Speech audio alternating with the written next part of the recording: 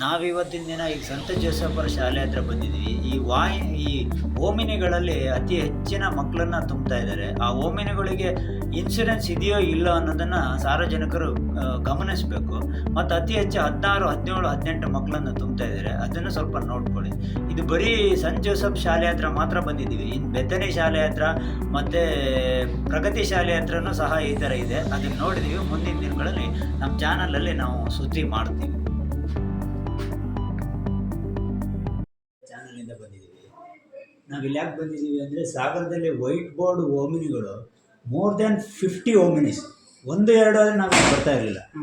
ಅವರು ಸಿಕ್ಕಾಪಟ್ಟೆ ಮಕ್ಕಳನ್ನು ತುಂಬಿ ಸ್ಕೂಲ್ ಟ್ರಿಪ್ ಮಾಡ್ತಾಯಿದ್ರು. ಈಗ ಅಷ್ಟೇ ಶಾಲೆ ಓಪನ್ ಆಗಿದೆ. ನಾಳೆ ಏನಾದ್ರು ಒಂದು ಮಕ್ಕಳಿಗೆ ತೊಂದರೆ ಆದರೆ ಸಾರ್ವಜನಿಕರಿಗೆ ನೀವು ಇಲಾಖೆಯಿಂದ ಏನು ಉತ್ತರ ಕೊಡ್ತೀರಿ ಸರ್? ಇಲ್ಲ, ಈಗಾಗಲೇ ನಾವು ಇನ್ಸ್ಪೆಕ್ಟ್ರಿಗೆ ರೈಟಿಂಗಲ್ಲೇ ತಿಳಿಸಿದ್ದೀವಿ. ಸ್ಕೂಲ್ ಬಸ್ ಓಪನ್ ಆಗಿದೆ, ಸ್ಕೂಲ್ಗಳು ಓಪನ್ ಆಗಿದೆ, ಯಾವ ಗಾಡಿ ಹಬ್ಸಿದಾವೆ, ಯಾವ ಗಾಡಿ ಹಬ್ಸಿಲ್ಲ ಚೆಕ್ ಮಾಡಿ ಸರಿ ಇದಕ್ಕೆ ಆ್ಯಕ್ಷನ್ ತೊಗೊಳ್ರಿ ಅಂತೇಳಿ ಸ್ಟಾರ್ಟ್ ಮಾಡಿದ್ವಿ. ಇನ್ನು ಮುಂದಿನ ವಿಗರಸ್ಸಾಗಿ ಅದಕ್ಕೊಂದು ವಿಶೇಷವಾದ ತನಿಖೆನ ಮಾಡಬೇಕು ಅಂತ ಪ್ಲ್ಯಾನ್ ಇದೆ. ಅದನ್ನು ಮಾಡ್ತೀವಿ.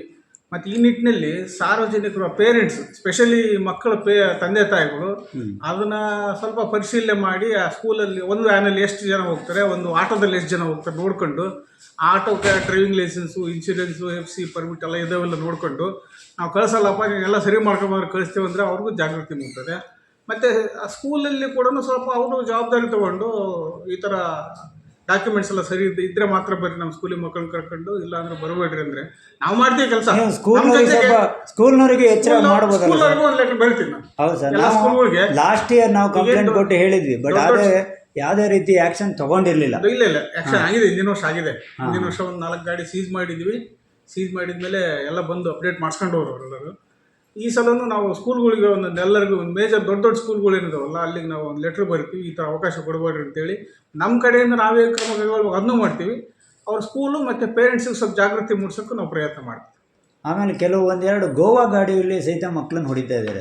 ಅದ್ರ ಬಗ್ಗೆ ನಾವು ಹೋದ ವರ್ಷ ನಾವು ಇನ್ಫಾರ್ಮ್ ಮಾಡಿದ್ರೆ, ಬಟ್ ಆದರೆ ನಿಮ್ಮ ಇಲಾಖೆಯಿಂದ ಯಾವುದೇ ರೀತಿ ಗೋವಾದಿಂದ ಇಲ್ಲಿ NOC ಬಂದು ಟ್ರಾನ್ಸ್ಫರ್ ಆಗಿರ್ತವೆ. ಹಾಗೆ ಅವೆಲ್ಲ ಚೆಕ್ ಮಾಡ್ತೀವಿ. ಗೋವಾ ಗಾಡಿ ಇದ್ರೆ ಬಂದು ನಂಬರ್ ಅದೇ ಇರ್ತದೆ. ನಂಬರ್ ಅದೇ ಇದೆ, ಗೋವಾದ ನಂಬರ್ ಇದೆ, ನೋಡ್ತೀವಿ. ಅದು ಚೆಕ್ ಮಾಡ್ತೀವಿ.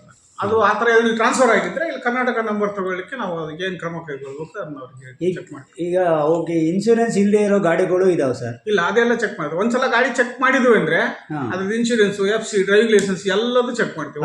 ಇಲ್ಲಿ ನೀವು ಹೆಂಗೆ ಚೆಕ್ ಮಾಡಕ್ ಹೋದ್ರು ವೈಟ್ ಬೋರ್ಡ್ 50 ಗಾಡಿ ಇದೆ, ಅವ್ರು ಎಲ್ಲ ಬಾಡಿಗೆ ಟ್ರಾನ್ಸ್ಫರ್ ಮಾಡಿಸ್ತೀರಾ? ಅಲ್ಲ, ಅದು ಇನ್ಸಿಸ್ಟ್ ಮಾಡ್ತೀವಿ. ವೈಟ್ ಬೋರ್ಡ್ ನಿಮ್ಮ ಮಕ್ಕಳನ್ನ ಕರ್ಕೊಂಡು ಓಡಾಡಂಗಿಲ್ಲ ಅಂತ ಅದು ಇನ್ಸಿಸ್ಟ್ ಮಾಡೇ ಮಾಡ್ತೀವಿ. ಅದು ಯಾಕಂದ್ರೆ ಇಲ್ಲಿ ನಾವು ಕೇಸ್ ಹಾಕ್ತೀವಿ ಅಂತ ಹೇಳ್ತಾರೆ. ಆಮೇಲೆ ಏನ್ ಮಾಡ್ತಾರೆ ಅಂದ್ರೆ ಮತ್ತೆ ಯಥಾಸ್ಥಿತಿ ಆಗ್ಬಿಡುತ್ತೆ. ನೀವು ಅದನ್ನ ಎಲ್ಲ ಬೋರ್ಡಿಗೆ ಕನ್ವರ್ಟ್ ಮಾಡೋದ್ರಿಂದ ಸರ್ಕಾರಕ್ಕೆ ಆದಾಯನೂ ಜಾಸ್ತಿ ಬರುತ್ತೆ.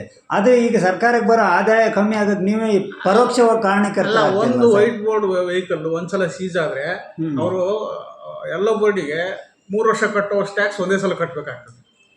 ಅಷ್ಟು ಅಮೌಂಟ್ ಆಗುತ್ತೆ, ದಂಡ ಮತ್ತೆ ಟ್ಯಾಕ್ಸ್ ಎಲ್ಲ ಸೇರಿ.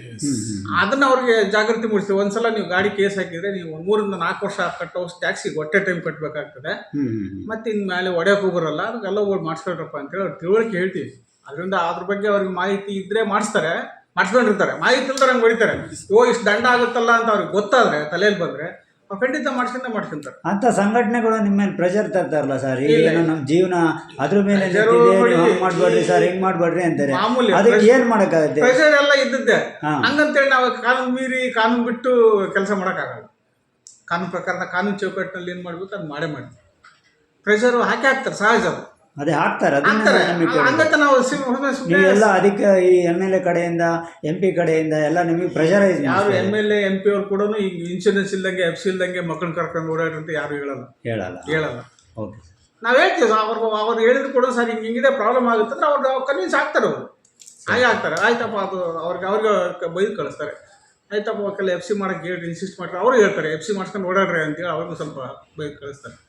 ಹಂಗೆ ಯಾರು ಕಾನೂನು ಬಿಟ್ಟು ಮಾಡ್ರಿ ಅಂತ ಯಾರು ಹೇಳಲ್ಲ. ಈ ಶಾಲೆ ಒಂದೇ ಅಲ್ಲ ಸರ್, ಅದ್ರ ಜೊತೆಗೆ ಗಾರ್ಮೆಂಟ್ಸ್ಗಳಲ್ಲೂ ತುಂಬ ವೆಹಿಕಲ್ಗಳು ತುಂಬ ಇದನ್ನ ಹಾಕೊಂಡು ಹೊಡಿತಾರೆ. ಒಂದೊಂದು ವೆಹಿಕಲಲ್ಲಿ 10, 12, 20 ತನಕನೂ ತುಂಬ್ತಾರೆ. ಕೆಲವೊಂದು ಊರುಗಳು ಬರ್ತಾ ಇರುತ್ತೆ. ಗಮನ ಹರಿಸ್ತೀನಿ ಸರ್, ಖಂಡಿತ ಗಮನ ಹರಿಸ್ತೀನಿ. ಓಕೆ ಸರ್, ಅದನ್ನು ನೋಡಿ, ಯಾಕೆಂತಂದರೆ ಆಕ್ಸಿಡೆಂಟ್ಗಳು ಆದರೆ ಹೌದು. ಅವ್ರು ಮಾಡೋ ತಪ್ಪಿಂದ ಯಾರ್ಯಾರು ಜನ ಮಲೆನಾಡಲ್ಲಿ ಮಳೆಗಾಲದಲ್ಲಿ ಆಕ್ಸಿಡೆಂಟ್ ಆಗೋದು ಜಾಸ್ತಿ ಹಾಂ ತುಂಬ ಜಾಸ್ತಿ ಆಗುತ್ತೆ. ಅವಾಗ ನಾವು ಲೈವ್ ಆಗಿ ಬರೆದ್ರೆ ನಮ್ಮ ಹತ್ರ ರಿಕ್ವೆಸ್ಟಿಗೆ ಬರ್ತಾರೆ, ಅದ್ರಲ್ಲಿ 10 ಜನ ಇದ್ದಿದ್ದು 4 ಜನ ಇದ್ರು ಅಂತ ಮಾಡ್ರಿ ಸರ್ ಅಂತ. ಈ ಥರದ ಸನ್ನಿವೇಶಗಳು ಆಗ್ತವೆ. ಇವಾಗ ಒಂದು ಬೈಕ್ ಆಕ್ಸಿಡೆಂಟ್ ಆಗಿದ್ದು, ನಾವು ಅದ್ರದ್ದು ಸುದ್ದಿ ಹಾಕಿದ್ವಿ. ಅವಾಗ ಸರ್ ಅದ್ರಲ್ಲಿ ಇನ್ಶೂರೆನ್ಸ್ ಇಲ್ಲ, ಅದನ್ನ ಹಾಕ್ಬೇಡ್ರಿ ಸರ್ ಅಂತ ನಮಗೆ ರಿಕ್ವೆಸ್ಟ್ ಮಾಡ್ತಾರೆ. ಯಾವುದೇ ಕಾರ್ಯ ಈ ಯಶಸ್ವಿ ಥರ ಸಾರ್ವಜನಿಕರು ರಿಕ್ವೆಸ್ಟ್ ಮಾಡ್ತಾರೆ. ಅವಾಗ ನಾವೇನು ಮಾಡೋಕ್ಕಾಗಲ್ಲ. ಯಾವುದೇ ಕಾರ್ಯ ಯಶಸ್ವಿ ಆಗ್ಬೇಕಂದ್ರೆ ನಿಮ್ಮಂಥವ್ರು ಮೀಡಿಯಾದವ್ರು ಸಪೋರ್ಟ್ ಬೇಕು, ಸಾರ್ವಜನಿಕರ ಸಪೋರ್ಟು ಬೇಕು. ಅದಕ್ಕೆ ನಾವು ನಿಮ್ಮ ಗಮನಕ್ಕೆ ತಂದಿದ್ದೀವಿ. ಮಾಡ್ತೇವೆ ಖಂಡಿತ. ನಿಮಗೆ ಧನ್ಯವಾದಗಳು. ಖಂಡಿತ ಸರ್, ನಾವು ಗಮನಕ್ಕೆ ತಂದಿದ್ದು ಧನ್ಯವಾದಗಳು. ಖಂಡಿತ. I will take action. Thank you sir. Okay. ಈಗ ಆಗಲೇ ನಮ್ಮ ARTO ಅವರಿಗೆ ನಮ್ಮ ಚಾನಲ್ ಮುಖಾಂತರ ಗಮನಕ್ಕೆ ತಂದಿದ್ದೀವಿ. ಮುಂದಿನ ದಿನಗಳಲ್ಲಿ ಅವರು ಸಿವಿಯರ್ ಆಗಿ ಯಾವುದೇ ರೀತಿ ಆ್ಯಕ್ಷನ್ ತೊಗೊಂಡಿಲ್ಲ ಅಂದರೆ ಶಿವಮೊಗ್ಗ ಹೋಗಿ RTO ಮತ್ತು SP ಅವ್ರ ಗಮನಕ್ಕೆ ತಂದು ಈ ಎಲ್ಲ ಗಾಡಿಗಳನ್ನ ಬಗ್ಗೆ ತೀವ್ರವಾಗಿ ತಪಾಸಣೆ ಮಾಡಿ ವೈಟ್ ಬೋರ್ಡ್ ಗಾಡಿಗಳನ್ನು ನಿಷೇಧ ಮಾಡೋವರೆಗೆ ನಮ್ಮ ಚಾನಲ್ಲು ಅವರ ಗಮನ ಸೆಳೆಯುತ್ತೆ ಅನ್ನೋದನ್ನು ನಾವು ಈ ವಿಡಿಯೋ ಮೂಲಕ ಹೇಳೋಕ್ಕೆ ಇಷ್ಟಪಡ್ತೀನಿ.